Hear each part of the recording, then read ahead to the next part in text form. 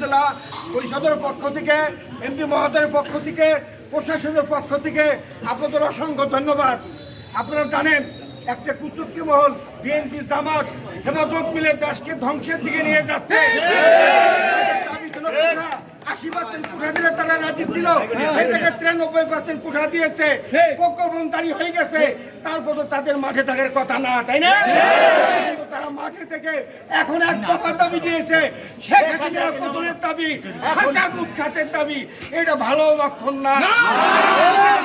শেখ হাসিনার কর্মী আছি দলবল নির্বিশেষে, এখন জাফরুল্লাহর দল কিনা, এমপির দল কিনা, অমুকের দল কিনা, বাঁচাই রাখতে হবে। রাস্তা থাকলে বল খাইতে পারবো না।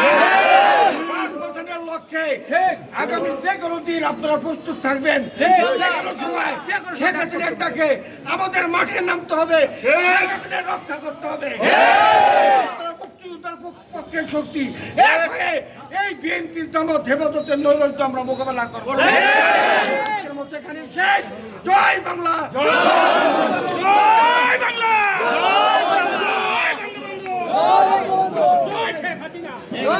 চলো যাই।